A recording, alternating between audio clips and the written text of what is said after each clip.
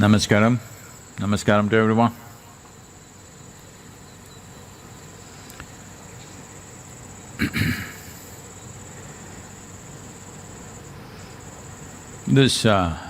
For many of you, this time, the virus time, the virus is becoming iconic, huh?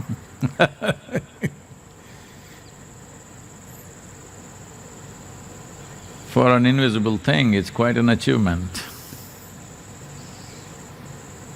Becoming a star in the world. Terrible star, but star still.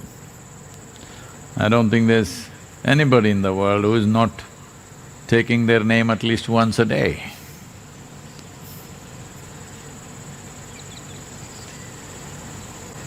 So, these virus times, you are forced into inactivity.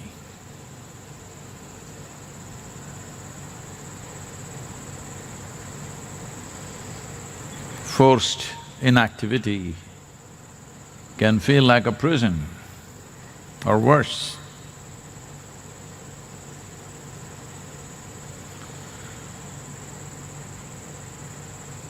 This is because the nature of physicality, the nature of the material in the world is essentially dynamic.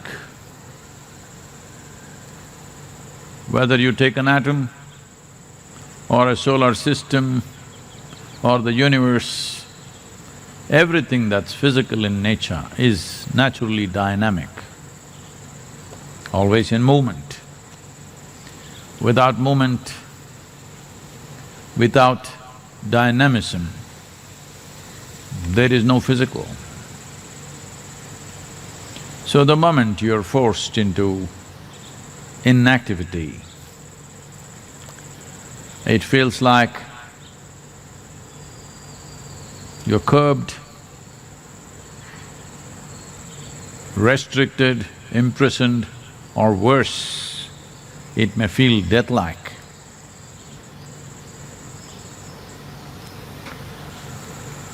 Well, there is a way beyond this.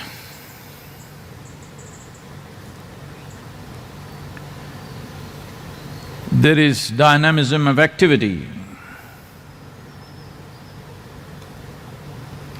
The dynamism of activity,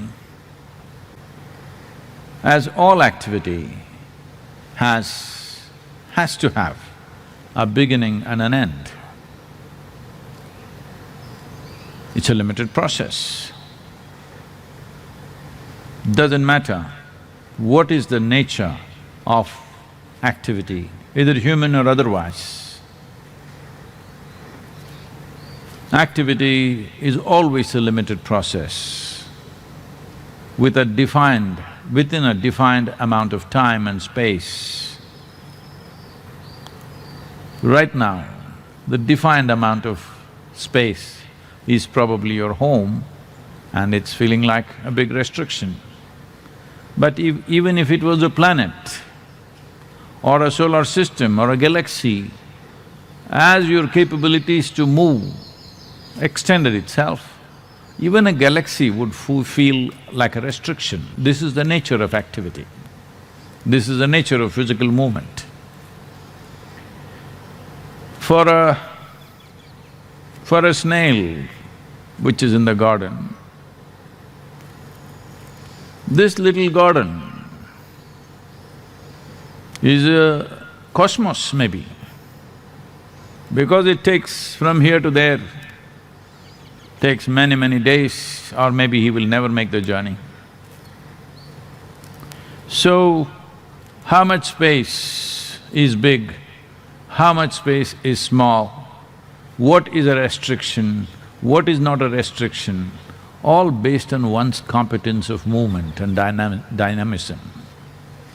So right now, one must understand the dynamism of activity is a very limited process, no matter how capable you are.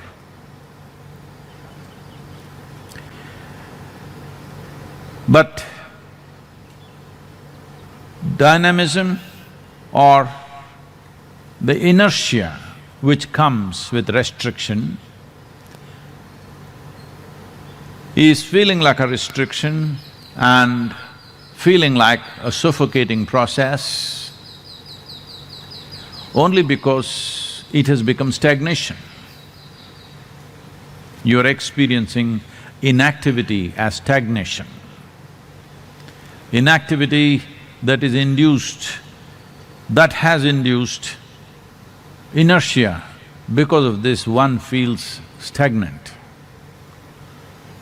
Stagnation will naturally lead to death in a way. You may not die immediately, but in many ways you will die once you stagnate.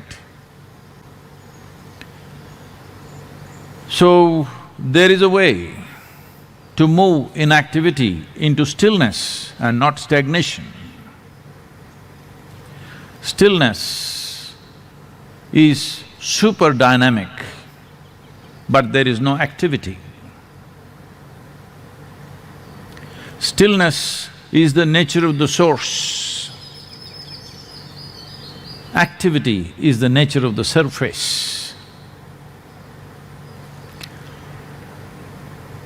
But the physical body, the nature of your mind, which is also physical in nature essentially, is designed for activity, or that is how most people understand this. But what they're missing out is their activity on a daily basis is fueled by a few hours of stillness which they call as sleep. If that stillness was absent, this activity would fall apart in no time. The only problem with that stillness is, it is an unconscious slumber where you don't exist, you have no role to play. People say, I enjoy my sleep. Nobody can enjoy their sleep. You may enjoy the restfulness that sleep offers you. You may enjoy the rejuvenation that sleep offers you, but you cannot enjoy sleep. If you're enjoying it, you're just pretending to sleep. You're not really sleeping. So stillness is of another dimension of dynamism. Now, this dimension of dynamism needs an intensity of life which one can never achieve through activity. Because if you reach a certain level of intensity in your activity, it will exhaust you. That is the nature of activity. However good the activity is, however pleasant it is, however pleasurable it is, every activity with a certain intensity will naturally exhaust you.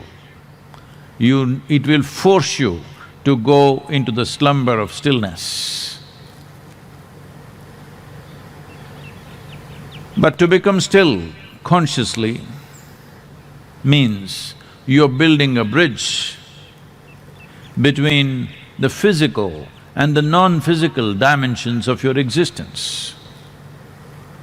Everything that's physical, the galaxies, the stars, the moon, the sun, the planets, every atom is dynamic, including this physical body.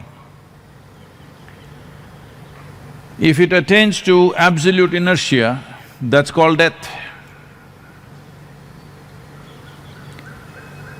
Or in other words, dynamism is the basis of physicality. Without that movement, there is no physical nature. It is just the whole process of what is the profoundness or how profound is one's experience of life, and how precise and purposeful is the nature of one's activity. simply depends upon whether you have touched the core of your stillness or are you just on the surface of physical oscillations. Bringing this home to yourself is right now a good time because the virus, I couldn't do it. Now you're home, you can bring this dimension into your life. That is a very intense way of existence, but still. Right now the issue with most people is, if you ask them to be intense, they will become tense. So their idea of relaxation is usually to be lax. This is the essence of yoga. That is, you're intense and relaxed at the same time. In tension, your perception is seriously impaired. In laxity, you don't even have it. Because the essence of expanding one's life process, the basis of enhancing one's life process is only in enhancing one's perception. This can only happen when you're very intense and relaxed. Well, we can do a simple process to see how to go about this. Above all, once you know how to be very intense and still and relaxed at the same time, this compulsive or forced nature of always wanting to find a release or relaxation will recede in one's life. If you touch the still core within yourself, you will touch the original nature of your existence. When I say the original nature of your existence, everything here in this existence is still. Only small bits of creation. There may be billions of stars, but still it occupies less than 1% of the larger space in the existence. So largely, this emptiness is still. But now, slowly, modern science is trying to figure out that there is something very powerful happening in the stillness. That is so with the larger space, that is so with this, because they are not made differently. This small little life and the whole cosmos, everything has been have been created with the same fundamental design.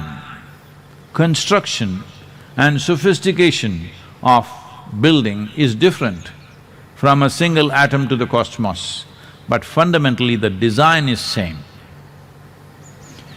Today there is a branch of science which is developing, still many of them think it's controversial, but in the yogic culture forever we said anda pindanda.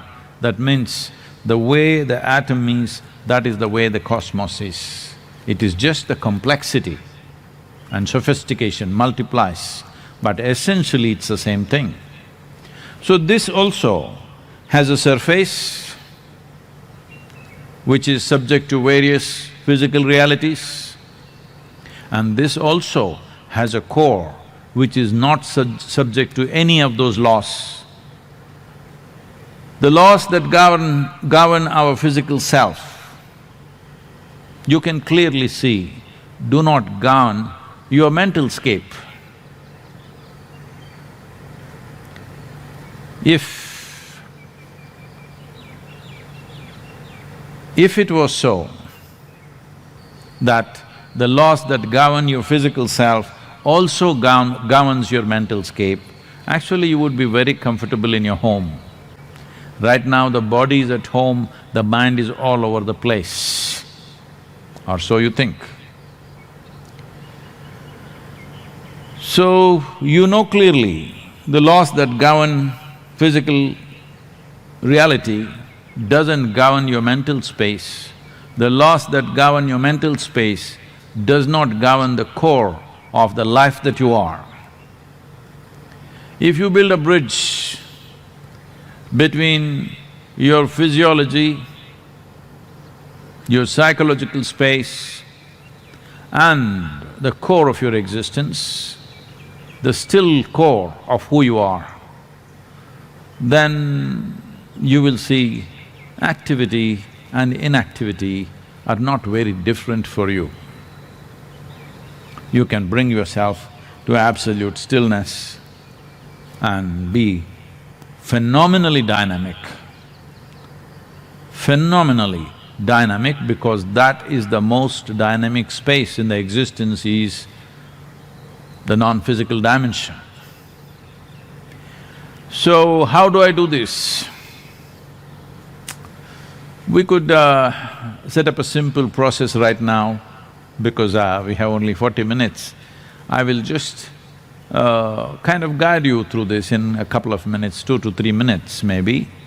But when you do it by yourself, you must take either anywhere between 12 to 21 minutes to do it by yourself. But right now we will do it in 3 to 4 minutes' time. You sit in such a way, if you can sit cross-legged, it's fine. Otherwise, sit whichever way and sit with your spine erect, create a little bit of tension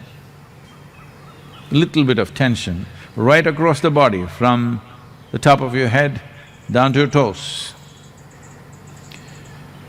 Open your eyes fully, at least create that kind of tension in your eyes like you're staring at something.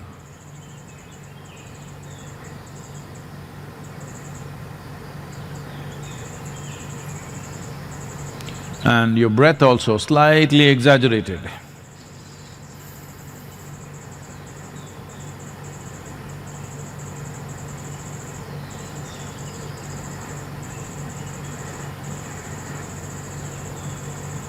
Now slowly, just only the breath, relax it.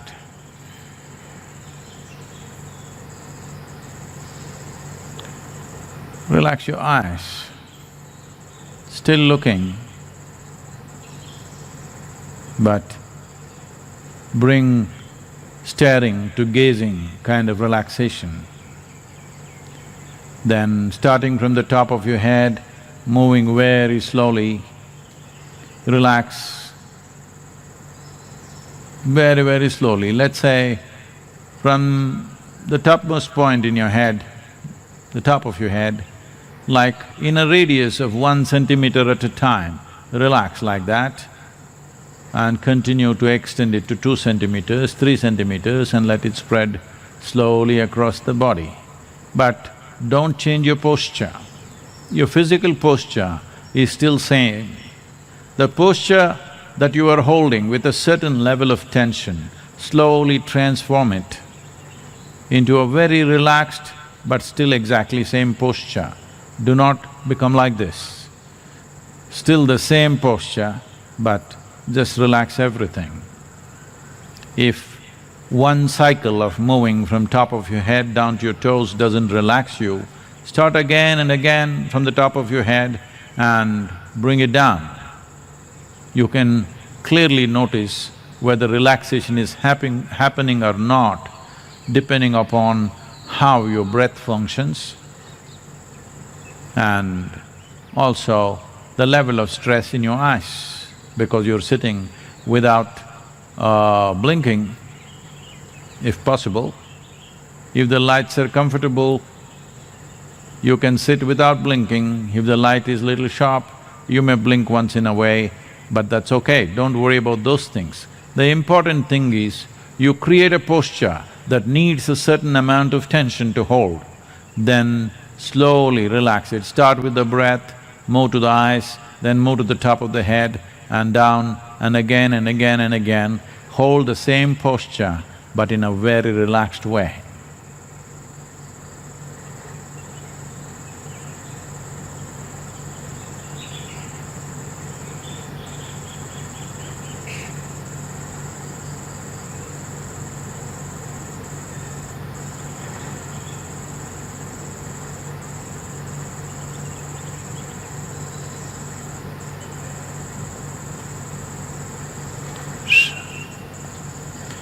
Please do this by yourself, giving yourself anywhere between 12 to 21 minutes. The important aspect of this is, you must understand, when your activity and your life is related to the nature of activity you perform, physically, mentally, emotionally, and it's limited to that, you naturally become, unknowingly, very prejudiced in terms of life. Prejudice means this, that unknowingly you have divided the world. First division happens, me versus the cosmos. Then it feels very lonely, so me and my family versus the cosmos. Then that also feels terrible, as you know right now in the lockdown, me, my friends and rest of the universe. That also doesn't feel good, then you say me and my community and rest of the universe, me and my nation and rest of the universe. Like this we may expand boundaries, but the problem is just this. The moment you identify with the limited aspect of physical dynamism, you naturally become a prejudiced existence. If you build a bridge with the still core of who you are, you become an unprejudiced existence. And this is very important if you want to perceive life just the way it is.